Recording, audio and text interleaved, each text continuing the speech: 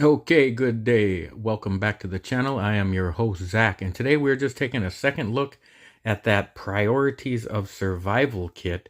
So let's take another look at that today on Airborne Outdoors.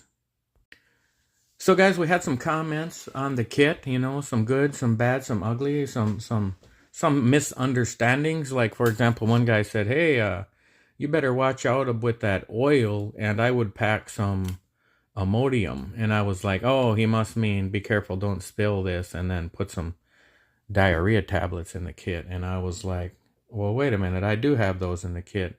This is for, oh, okay. Yeah, olive oil is the healthiest oil on the planet. That should never give you diarrhea.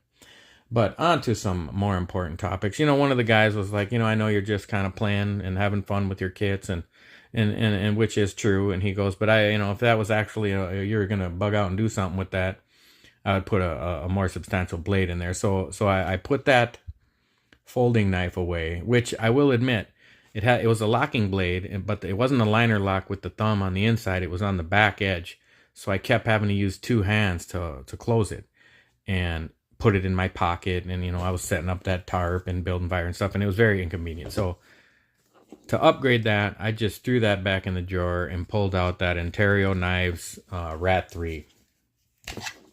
Not a knife I've used a lot in the field, and I think it's just because I like it so much and it's just so cool. Great micarta handles, great blade quality, steel quality. I think it's the 1095. It's just, great knife. Not huge, but big enough. Just about fills out my hand, and I have pretty shorter, stockier hands, but got some jimping there. Could definitely split some smaller wood to get a fire going. You're not going to be splitting your big logs or anything, but as far as that configuration with the neck knife capabilities, to be able to just have this hanging around my neck while I'm setting up that shelter and fire and digging around, and just so easy and convenient to grab, that was just a no-brainer. So we're upgrading the knife. And then with the medical, I had already dug around and found some of my just generic liquid bandage, and I was like, I'm gonna throw that in with the first aid kit, because I just have that trauma pack. If we remember what all I got in there is just that trauma pack. There's my aqua tabs, and then to not have to bust open that big major bleed kit, I just have that small bleed kit, and so to go along with that, I was like, because this stuff is antiseptic as well. You just get a little slice on your finger, just clean it up quick and throw that on there and you're done. But a guy was recommending, hey, you might want to throw a tourniquet in there for the massive bleeding. And it's pretty common, everybody, if you make of any of these videos, somebody's going to say put a tourniquet in there. So to be cool, because I got the Rat 3 knife, I put the Rat's tourniquet in there. So now we have a tourniquet with that. So we got a ability to stop some pretty major bleeds as far as puncture wounds and stuff. And we got that tourniquet, we got the liquid bandage, we got our small little boo-boo kit, got the upgraded knife. And I threw this kit in here, which I still like it, because you don't always need a whistle, you don't always need a needle and thread. It's a backup stuff. I got a small Swiss Army knife, this little SD in there, backup flashlight, even trapping wire and backup fire starter, and just all kinds of great stuff in there. But we'll just leave it in there. And there's that small little compass in there, but because this is maybe not a full kit, maybe I got a base camp somewhere and this is more of something I'm doing at another base, or just not knowing all the situations that could arise, I just said, let me just throw another full-size compass in there. And so I just threw my Silva, my basic map compass in there. But I do like this one. Has the mirror in there, so you got the ability to signal with that. We got the bezel ring. I'm in Minnesota, so declinate that, and this thing definitely points north very well. We're a little messed up with the table. Oh, there we go. Good compass, get you back to where you're going. So as far as what I did to upgrade and change the kit, I think I had forgot to throw this schmog in there too. So I can't remember. So we do have that nice big basic cotton.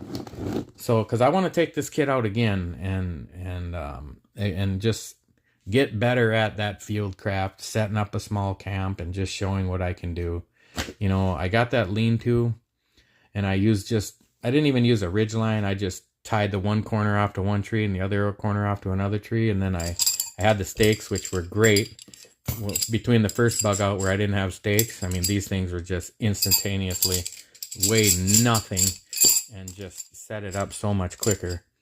But I realized it would have been better to have a ridge line, and also maybe even like a wooden ridge line to put a nice 10-foot beam between a couple trees and then be able to tie that tarp off a lot better instead of just on each corner also along the way. Even if there's not holes there, you know, we could tape it up or use some 550 cord to tie it up better and just have it more well supported. And also with that cross beam, you know, you could use it to, you know, maybe have your headlamp hanging there, or, you know, something, you know, it's just an extra support.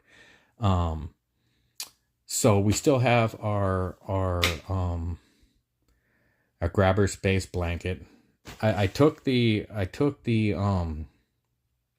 SOL Escape Bivy out because when I'm laying next to a fire, that thing was just, any little spark on it was going to put holes in it. And I don't mind putting holes in it or anything. I'll just throw a little chunk of tape on there, which is what I'm going to do with that little hole. But I think I want to upgrade it with maybe throw a I have like a snug pack jungle blanket that packs down pretty tiny, maybe, you know, barely bigger than the SOL. And then I got more of a blanket over me. Lay a good bows down. If I have that ground pad, that Z mat with me, that's amazing. It's a little bulky. It's the bulkiest part of the kit. Because like all these smaller items, we'll do it here in a minute, but they all fit in this one little bag. And well, let's do a couple things. First, I want to talk about this live fire. I kind of cut the video, but I should have left it on because it showed how great this thing, you know, fired. The fire got going right away, you know, and I just had it open about like that, and then I just pulled it out and just closed it. But if you look at how much of it got burnt, it's like it didn't even get used. And I've had this thing for years, and I just finally opened it, and it sparked right up. It burned like, it made me think this thing would burn for a very long time before it was gone. It's kind of it's a chintzy little invention, but it just happens to work amazing. And so if I'd have had to let that thing go for 5 minutes, it wouldn't even have mattered, you know, because you think, oh, I'm not going to have a blazing fire going for 5 minutes and then pull this thing out. It's like, well, if you got a blazing fire going, you don't need this thing, you know. This is for when it's just getting going and you got 5 little twigs on there. And once they're going, you just pull the thing out and then you're rocking and rolling. And 5 minutes later, I had a roaring fire, and this thing was back in the... So this worked great. There's a mini live fire, which is a really smaller version than this, which I have laying around somewhere. And then this is like the more full-size one. And I think I like this one better just because it's the smaller one is about half the size, and you just don't have as much room to grab it and get it in and out of there. And so something else, though, when you talk about the priorities of survival, like the 7th thing is like the positive mindset, positive mental attitude, that PMA. And so I got a lot of different books and you know, outdoor survival, and this is nothing special. I'm not advertising this thing or nothing. Nobody's promoting it or with me or anything, but just a little complete wilderness training manual. And again, it's for me, if you've been playing in the woods for years or been in the military, and you know a lot of these things, like setting up this little tripod, like everybody knows that one. But sometimes it might just be as simple as seeing it again and saying, oh yeah, I need to, you know, that'll work. Oh yeah, I can make that basket like that. Oh yeah, I can set up that trap like that. I can smoke the fish like that, you know. Oh yeah, my shelter can be like that. And it's because you're in a stressful environment, and, you know, just give yourself a refresher. Like, I'm not some big hunter or fisherman, so like I have not gutted a billion fish in my life like a lot of guys have. So this might be a useful reminder to just, you know, hey, look, cut the fin, slit the stomach, pull the guts out, you know, you're cooking with Crisco, you know, pull that skin off if you want. Here's a way to set up that tripod and hang that pot, you know, just, it's a reminder. Everybody knows how to do it. But just seeing it is reminding me, oh man, I should have done that when I was out there. You know, that would have been fun to practice. And next time I'm gonna. And so just have that something to back up your positive mental attitude. And so in that other video with the priorities of survival, I had that food bar, which it was expired. And I'll be honest with you, it did not taste bad at all. And I have a bunch more of them. I think I have about at least a half a dozen of those or more. Couple of them I can see air got into them, so I probably won't mess with those, but I probably still have another 4 or 5 that are still air locked tight. But I just went ahead and threw one of those daily rations, one of those humanitarian, because these are not expired. These are only like, these have a 3 to 5 year shelf life, and these are only like 1 year old. And again, these have like 2,000 calories in them, so that's a good day of food in that bag. And then with that other 2,000 calories of olive oil, you know, keep you in the ball game there. So, like I said, we just upgraded with the knife, upgraded with the rat tourniquet, and there's a little finicky of how to use this. So Google how to use a rat's tourniquet. It's just a matter of getting the loop right and tying it up right. Threw in a full-size compass. I might let me know what you guys think. You know, it's meant to be this very minimalist kit. And, you know, I keep wanting to add things, and then, well, pretty soon then, you know, we're starting to look like my bug out bag down here, where I just repacked that whole thing today. And, you know, it's just getting bigger and bigger to the where this pack is just like, man, do I need to upgrade to a Rush 72 or a Rush 100? But I don't know. I'm still working on it. It's a complete project, and I'm enjoying it greatly. I've also thought about this pad, because you don't put much weight on your feet. It's, you know, it's your shoulders and your hip, and so you really only need about half of it, and your body's on it. And so I've even thought about cutting this in half, because I have more than one of these anyway. Cut it in half and just bring this 4 layer deep instead of 8. But I think I'll leave it for now, and we'll go play in the woods again. It's been pretty chilly and snowy out here, so I'm not in a super big hurry to run back out to the woods. But for you guys, I do want to do it, and I do want to get this kit back out there. You know, my little ferro rod in here worked great. Where did I do with those matches? Oh, I still have that whole matches, the whole Yuko matches too. I was going to say I have a few matches tucked in here just for this to be its own little solitary fire starting kit. But this thing worked great. You know, I fluffed up that fire start, that live fire, because I wanted to use it, but I had those little wax tinders in there too, so maybe we'll use one of those next time. And this little billow, it was windy out, so the wind just fired up the fire for me. I didn't even need to blow it, but the fire got going easily. You know, didn't need to use my signal flare quite yet, but those are fun. Maybe we'll fire one of those off during the day anyway. We don't want to alert anybody.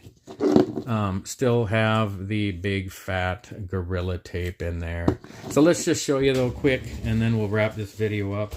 Just see what all we can get in that bag as far as all these smaller items, because I was wanting this to fit in, you know, a pretty small backpack. I'm trying to get all the small items first and then kind of go from there. I got some extra Hanks of 550 cord that I had cut off of my main roll the other day. I'm just kind of going what all fits, and I'm still going. Do these fit in here? Oh, great, they do. I am just about maxed out. Can we get that first aid on the top? That fits. Can we get that book in there? Let's see. I don't know if we can get this book in here. That's close. Oh, wow. It's so close. I think we got it. Okay, so look at that, guys. I mean, that's the kit. We got the nice chunk of cotton, and you know, and these are great if you guys haven't played with these things. I mean, this is damn near the size of it. You can cover up your whole body, size of a blanket. And we got our cup. our canteen and our cup and our extra, and went with the bigger Nalgene water bottle just because, to be honest with you, it was already full of water when I went to fill up my smaller one. I was like, well, why don't I just bring the bigger one? Some extra cal. We'll leave that knife on the outside because that's going to be the first thing we throw on our neck. And we got that grabber space blanket. And then I really do want that Z-Mat. But if you left that out, boy, that kit really starts looking small. You can pack that. I mean, you can imagine the size of that backpack is not very big. And then even if you have, like my big backpack, this fit in it. But if you had a really small backpack to have that stuff in, could maybe even have these water bottles connected to the outside and these few things in there. And then this Z-Mat, Z-Fold mattress. Which one is this? Thermarest? Yeah, the Thermarest Z-Rest. My story with this thing is I went to like a local, I think maybe a Walmart or something, and they had one of these for sale for like $30, you know, during like in the spring or summer. And I really wanted one because I had used some blow up mattresses, even expensive ones. Like I paid like $75 for this blow up mattress and $100, whatever it was. And it was just junk. And it popped on me the first time I used it. And yeah, I could have repaired it and everything, but I was like, well, this ain't what I want to do when I'm out hiking, trying to enjoy nature. So I went and bought one of these. Well, then I went back like a week or two later and they were all on like blowout discount clearance for like $5. And so of course I'm like, well, if I bought one for 30, I better buy one for 5. Could have bought 6 more of them, but now I kind of wish I would have, because now I want to cut this one in half, or even like 3 layers of it to just have a sitting area. 1, 2, 3 would be good enough, and you'd have just that, you know, just that little folded. But as far as a full length something to sleep on, that really made a big difference, you know, clearing off the snow off of the dirt. And then, you know, I thought to myself, in a real situation, I would have lit a big fire on where I'm going to lay down, and then, you know, had that ground all dried out, and then swept that fire out of the way into the fire pit area, and then laid this down. But without even doing that and laying this down, it still made just 100% difference. Just my ankle hanging off of it, hitting the ground, was immediately freezing cold, and my body on this was not.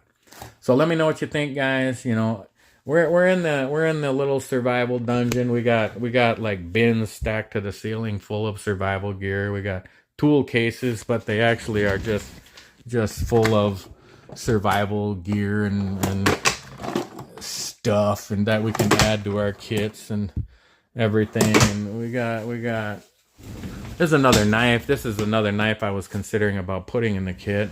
There's another table full of stuff, bins full of just organization. Let's look at this knife real quick, because maybe you guys will convince me to change it to this one. But I got that Ontario Knives Rat 3 in there, but this is one of the other ones I'd had that I never really used. And it's the Gerber Prodigy. Kind of built out more like a military issue type, you know, knife and carrier, because you got like MOLLE attaching here, which would work great for that 511. You know, this would attach right to the outside of the kit on the side. Of course, it doesn't work great for like wanting to play in an urban environment, walking around with a big knife sticking out your side. But for this kit, you know, just tucking it into a small backpack. And then you got, you know, it's not quite 10 inches. I think this knife is 9 3/4 total, and the blade is just right about 5 inches. I think it's a 5-inch blade with a 4 3/4 inch handle. And then, so it's a really full grip rubbery handle. I really liked this handle in this knife when I first bought it.